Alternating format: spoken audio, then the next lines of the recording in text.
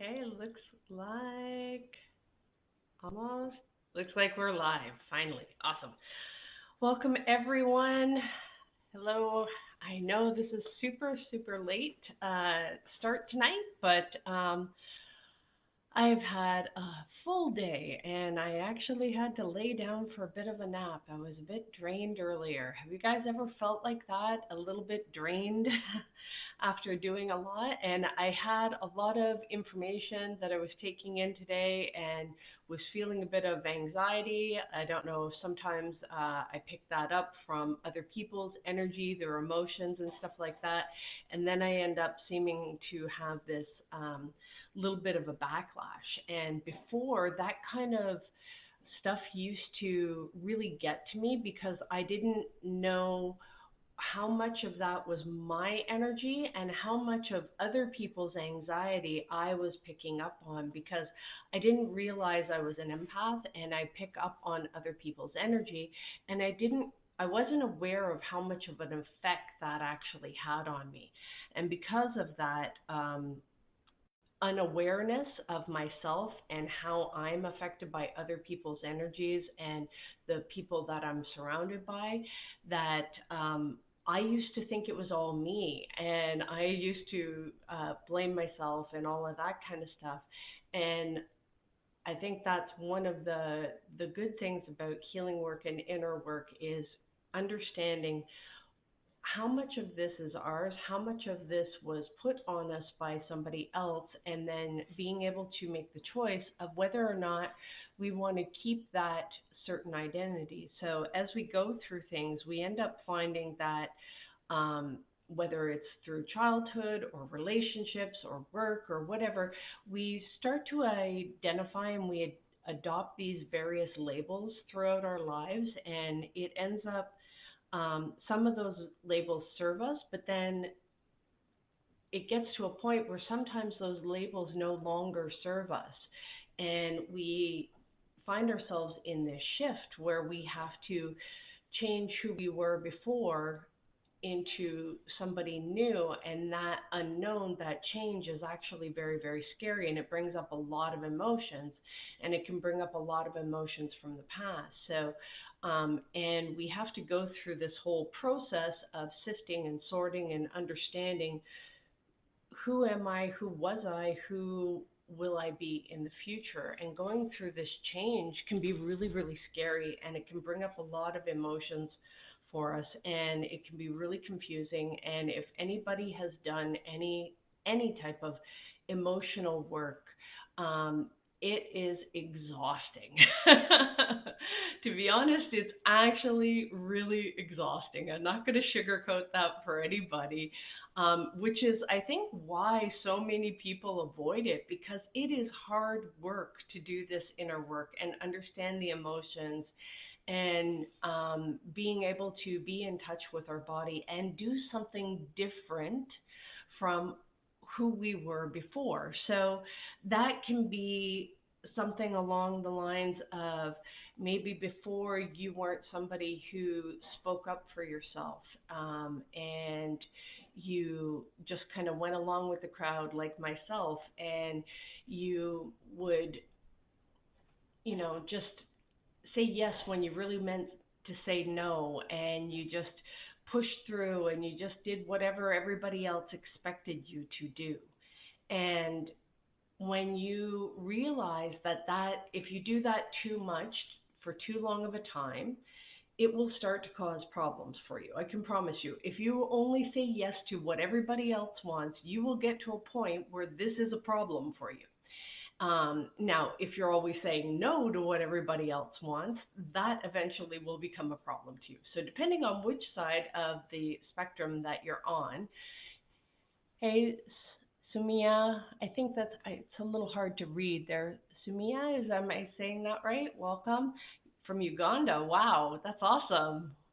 I'm in Canada, so it's pretty late for me here. I'm in the East Coast, or sorry, Eastern Standard Time, so it's 12:30. But I did have a little bit of a nap earlier. So um, anyway, going back to what I was saying there, depending on which side of the spectrum you're on. If you're more on the people pleaser side, you do everything everybody asks and you try to make everybody around you happy.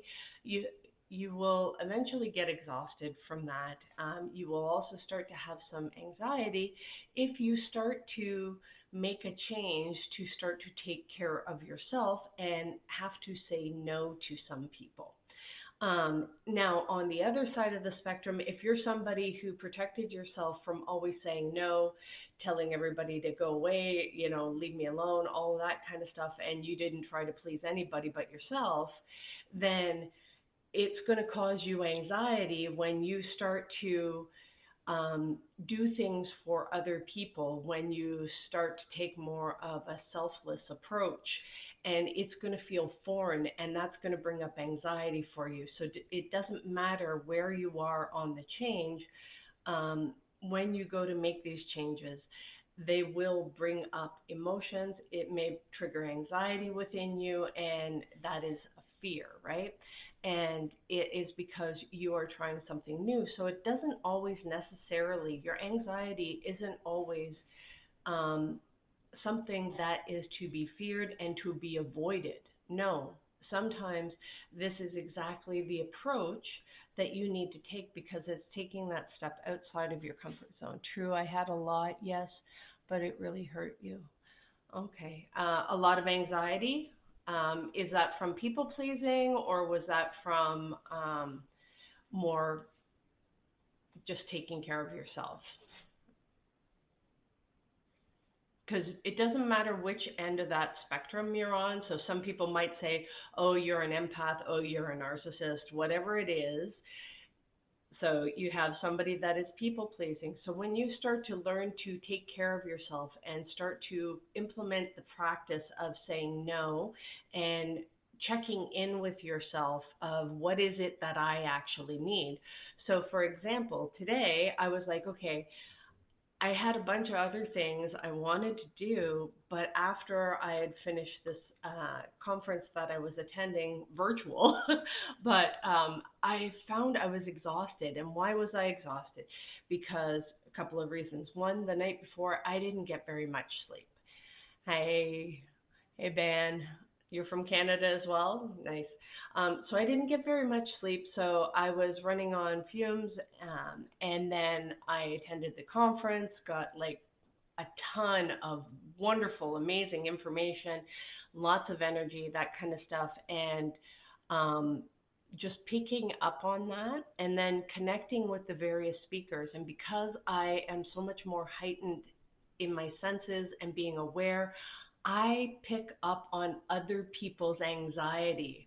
So some of the speakers in the event, I could physically feel their anxiety to the point where I got like this.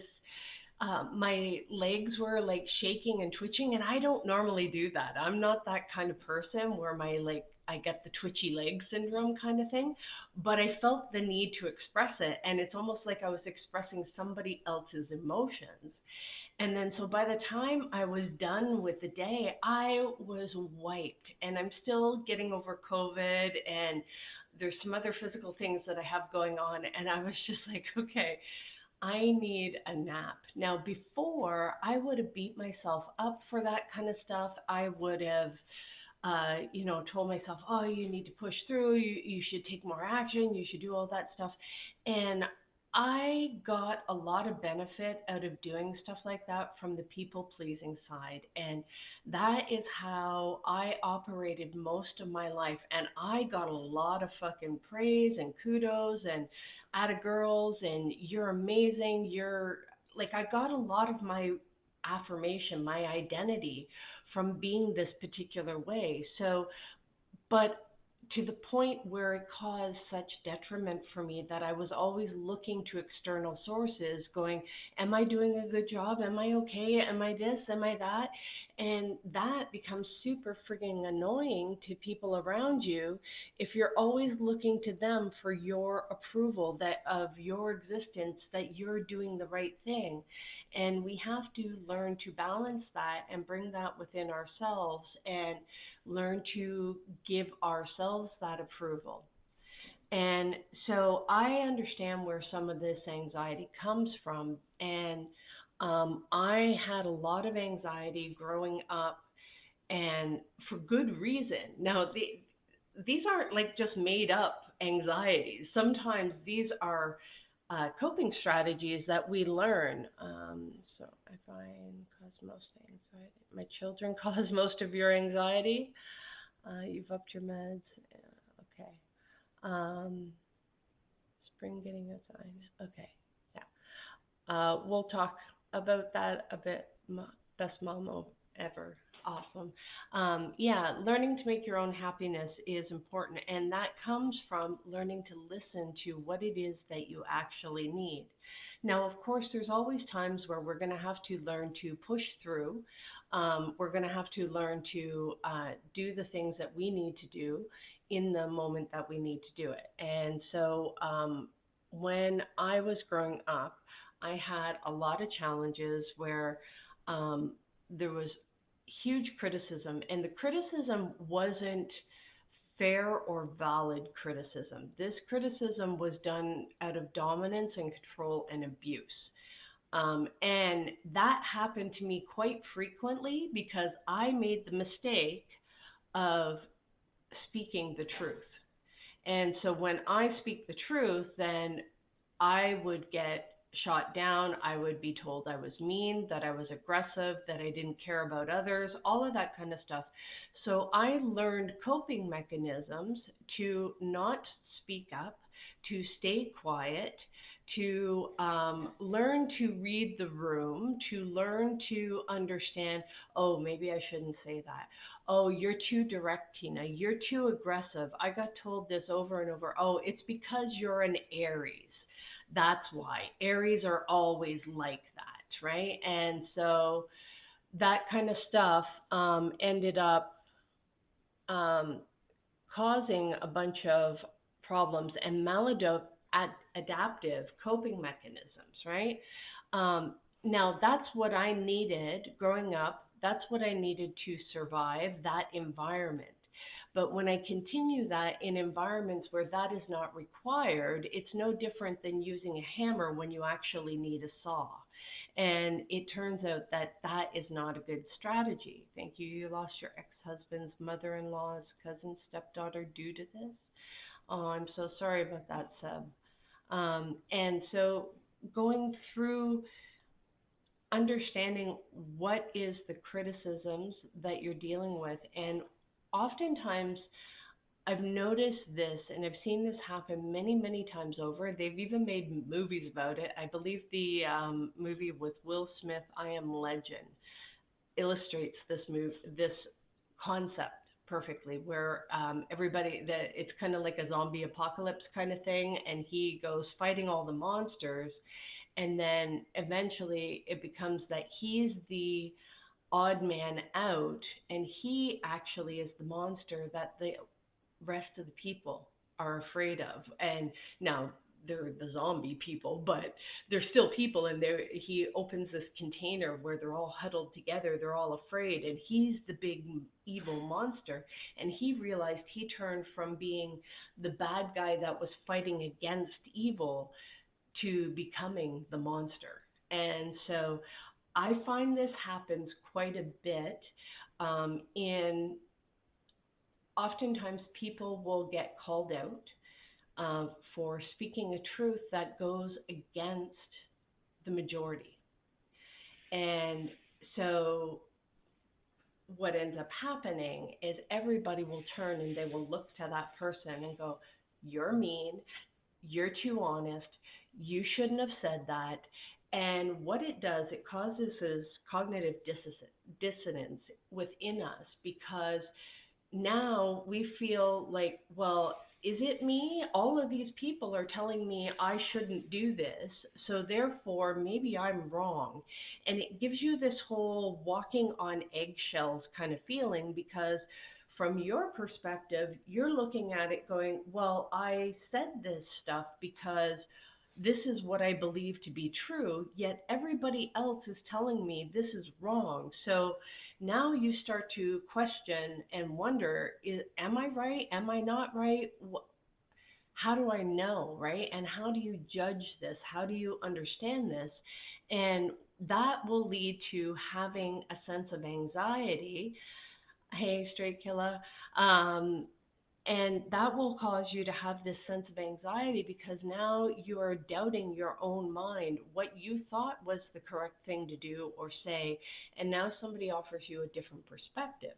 Now, if you were hyper criticized in the past, whether that's, in a work environment, your childhood, whatever it is, and you internalize that as I'm always wrong, I never get it right, da da da da da, I'm always mean, I'm always a bully, I'm da da da da, whatever the word track is going on in your mind, you're going to start to question. And a lot of times it's just a matter of two things. One, not being surrounded by the right people. Um, so what I mean by that is the right people, when they go to correct you, they will not just correct you, they will help guide you and say, instead of not, you shouldn't do that, you're bad, you're terrible, you should know better, blah blah blah, right? That is not helpful. Somebody who corrects you in the right way, they'll say, I understand where you're coming from of why you would think that. Here's how you might want to rephrase it. Here's how you could do it differently. Here's how you could possibly think of it differently. Or if somebody doesn't understand completely why it is that you said what the hell, like what, you're coming out of left field, are you on meds or something? What's wrong with you, right? If they come at you like that kind of perspective, then what ends up happening, it is not coming from a place of understanding, right? They're not trying to seek you. What all they're just trying to do is get you in line. This is not acceptable. And so this almost comes up to bullying, peer pressure. You must conform and you must go along with the majority. And this is where sometimes I don't like the whole concept of social proof. Social proof is good for things that are small, quick, insignificant decisions. Should I eat at this restaurant and I've never been in this town? Okay, it looks like it's got a lot of five-star reviews. It's got good ratings. They say it's got good food. I'm going to take a chance on going to this particular restaurant, right? Now, when it comes to more major things in your life, you may not want to actually go along with what the majority of the people say is the right decision because they do not know enough of your particular situation, who you are, how you operate, what is good for you. That is where we have to look internally within ourselves to understand what is it that I need? What would actually work best for me in this particular situation? And even though we have all of the data points, nobody can have more data points about us than ourselves. Even though we have all of this information about ourselves, we do still have blind spots about ourselves, things that we don't see clearly. And there are things that um, even with all that information, we have certain biases, we have certain training or beliefs and stuff like that. So we may go along, we make a decision, and that ends up being an incorrect decision. But it's not truly an incorrect decision. Even if that doesn't work out the way that we thought, even if it was a failure, even if it goes wrong, that was a process we had to go through because we needed the information from that error to know what not to do, what doesn't work for us. And now we have that valuable piece of information, and when we gather enough of those, we gain wisdom if we choose to learn from those kind of things of learning to find out what actually is good for us in this particular season of our life. And what was good for me in my 20s is not good for me in my 50s. What was good for me in my 30s is not good for me in my 40s. It changes, right?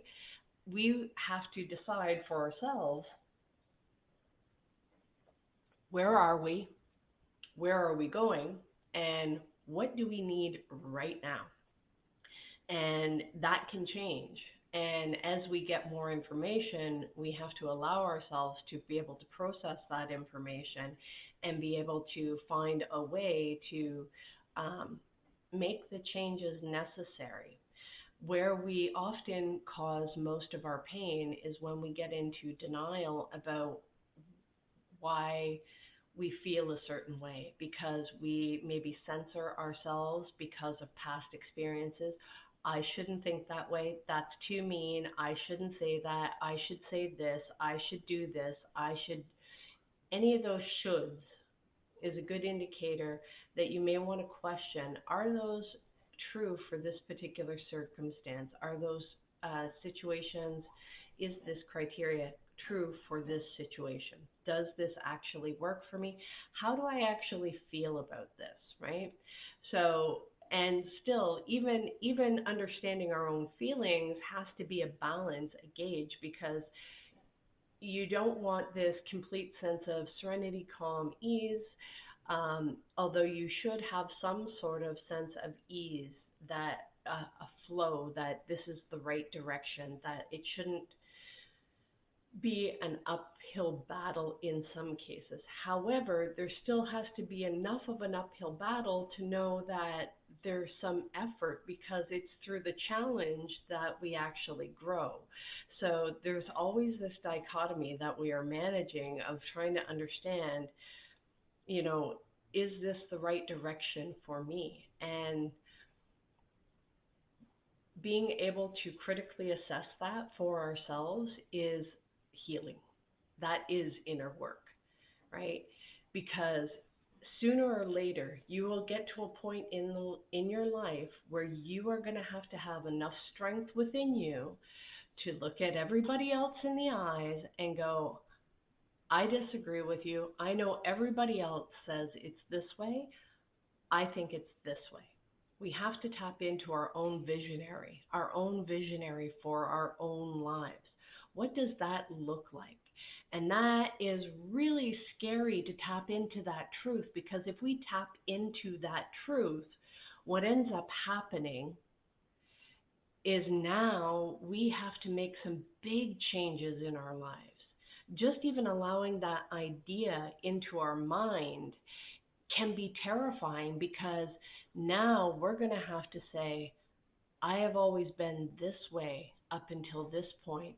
And in order for me to make this dream, this idea a reality, I have to let go of who I was in order to become this next version of me. And that's friggin' terrifying. That's scary shit. And that's exhausting, right? Because we have this constant mental battle that goes on in our own minds, trying to decide, should I go left? Should I go right? Should I go left? Should I go right? And that creates that anxiety, and we feel like we're spinning our tires, and we're like, I don't friggin' know what is the right direction, because it's like, I have to balance, okay, well, go the route of proven success or go the route of this completely new direction, because there's something inside of me that says I need to do this. And that is terrifying to step into that. It really is. And it takes so much courage. And I don't care how big you are and how bad you are and how much success you have under your belt, that next step is still just as friggin' scary, to be the one voice in the crowd that speaks out, and everybody else loves this, thinks it's the best thing since sliced bread, and then you be the one person going, yeah, I can see that, but like, isn't this a bit formulaic? Like, isn't this little pink houses kind of thing? It's all the houses in the suburb look the same. Don't you want something different? Where's the excitement in life? Where's the joy? Where's that something that really catches my attention, right? This is the same old, and it's not really speaking to me, right? And to be that one person that dares to speak up. And it really breaks my heart when I see that one person have that courage to actually speak up and dare to speak their truth, Now, maybe they don't always say it in the nicest way. Maybe they're too direct, too abrupt, too to the point. They don't soften the edges and it kind of comes in like a sharp knife. And everybody's like, oh, I can't believe you said that, right? And that, it breaks my heart because it took so much courage, even for the strong people, to dare to speak up and say something different against the crowd. That is, I gotta admire that kind of courage.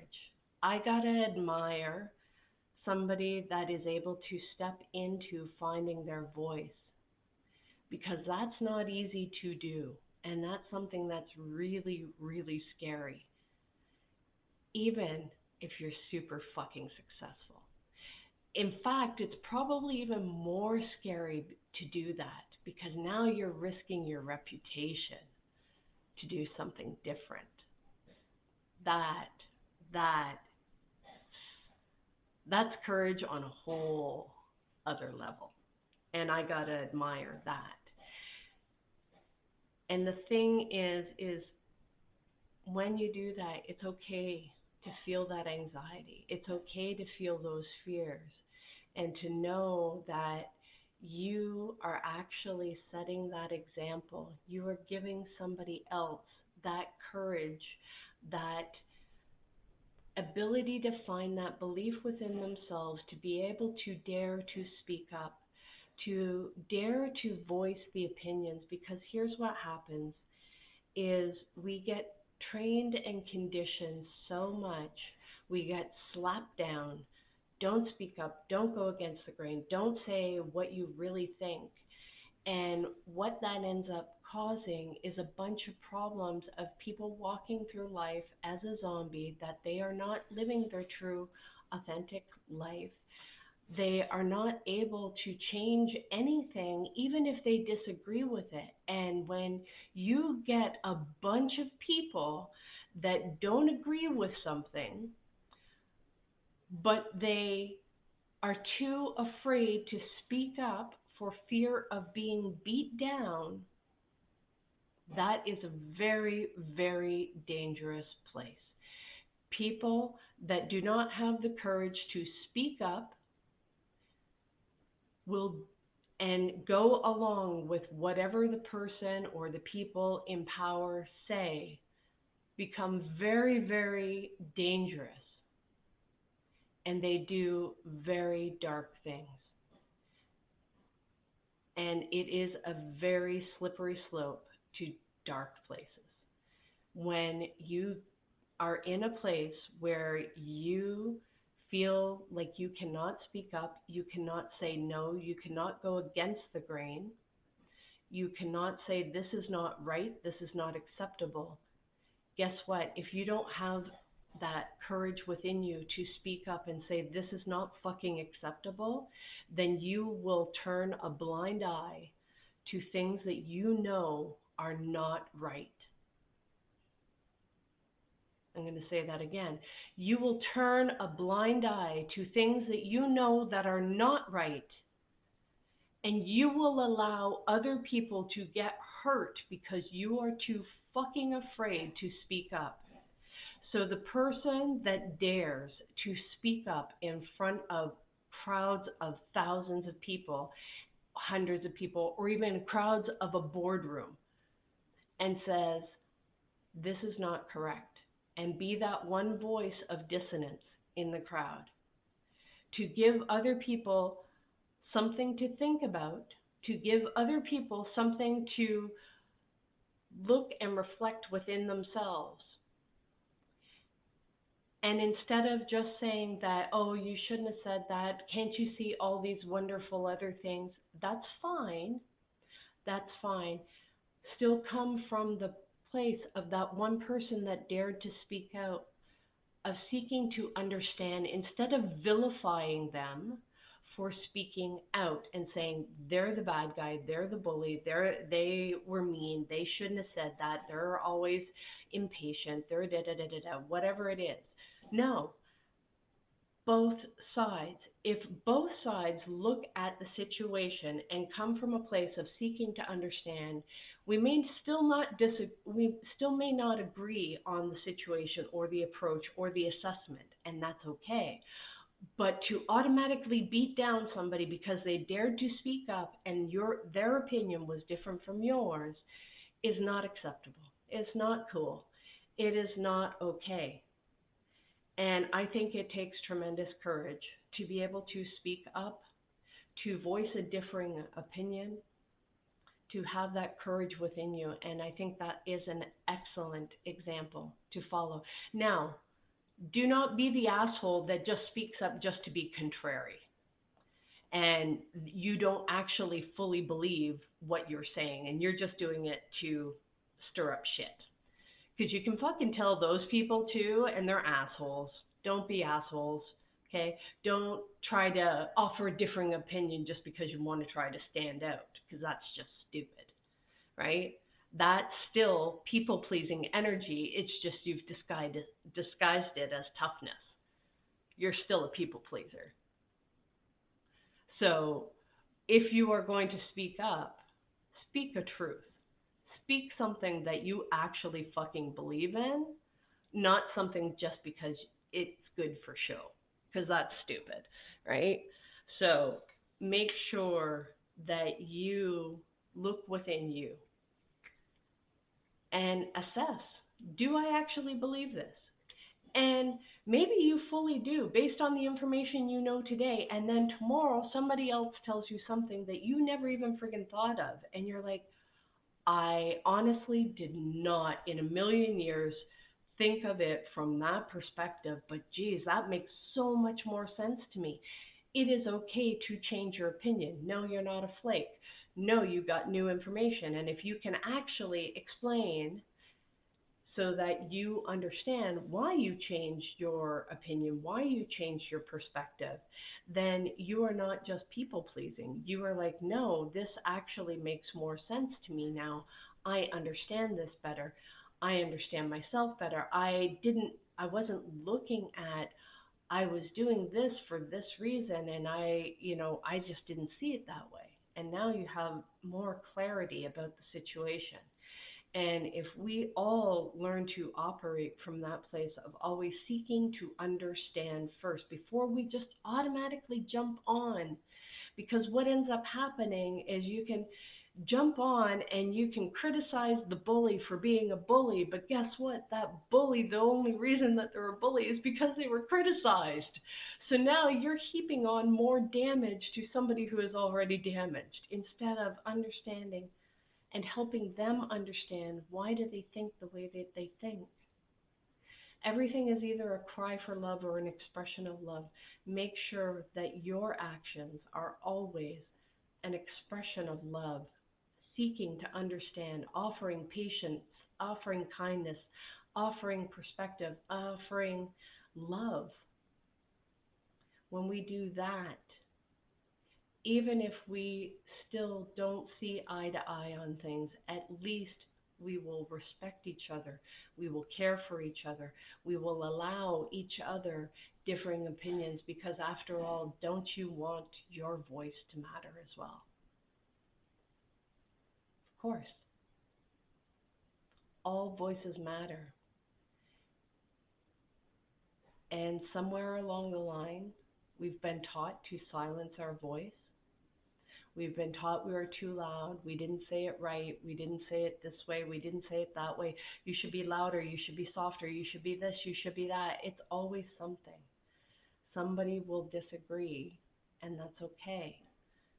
Finding a way to say it in a way that makes sense for you, and then assessing, could I have said that better? Could I have said that differently?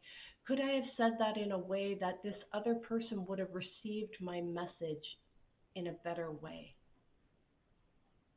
Maybe it's not that you're wrong. Maybe it's in how you said the message, not what you said in the message. So don't allow your voice to be silenced because you were a bit clumsy on the delivery of what you were saying. If you are truly saying this from your heart, from conviction, from a place of caring and trying to help improve the other person, if you are truly doing that, assess, was that person able to receive your message in the way that you hoped for it to be delivered? And just because you only learned from being beat down doesn't mean that other people learn from being beat down. You have to understand that, and you have to adjust your communication style to the person that you are actually communicating with.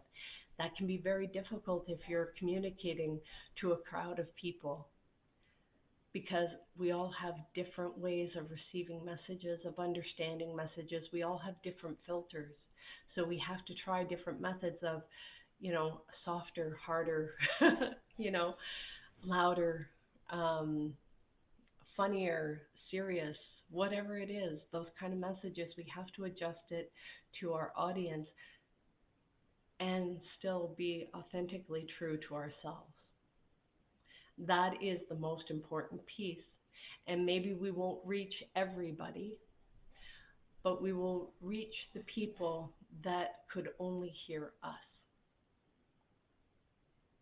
And so somebody else can say that same message and agree with you. I'm doing well, James. How are you today? They can receive that same message because you have been able to express that same message in a way that is done in your voice, your tone, because there are some people that'll be tuned in to the way that you say something. And I learned this message a long time ago when my mom and I were going to these group meetings, and um, I used to get upset. I used to get upset because I would say something and people would stare at me blankly, and then my mom would come along and say the exact same thing, and they would gush over her, and I'd be like, what the fuck? I just said that. Now they're listening to her. They think she's amazing. She's just telling you what I just said. But people couldn't, those people couldn't hear my message. And yet I've been around in the same situation where my mom has said something and people stare at her blankly like she's got a horn growing out of the center of her head. And I come along and I say the same thing, but in my way. And they're like, oh, that's amazing, Tina. You're so right. I love it. It's a great. And my mom's sitting there going, oh, I guess I never say it right. And no, it's not that case. It's just that environment, those people were not your people. They weren't meant to hear the message from you. They were meant to hear it from Tina, right? Just like when I'm around her, they were meant to hear the message from my mom, not from Tina, right? So it's okay to find your voice, speak your truth in your way, and that doesn't mean it's a free for all that you can just be an asshole. No, because eventually you'll get to the point where you can actually have your message received. So learning for other people to understand your message and hear your message is and be able to feel what it is that you feel is the whole point of communicating the message, right? So to have alignment there. So being able to adjust and assess, how am I communicating this message? Am I doing it better? Did I do it better or worse? What could I do differently? Or no, I said exactly what I needed to say, exactly how I needed to say it, and I'm okay with how it came out for that particular time. Until maybe you get new information that you may want to change it. Until then, learn to tap in to your own inner voice and understanding what it is that you need to do for you to reduce that anxiety level so that you don't feel like you are walking on eggshells because you dared to speak something that was different from what everybody else thought. So learn to take care of yourself in whatever way that looks like for you. So for me, that was having a nap earlier. And I'm glad that I did.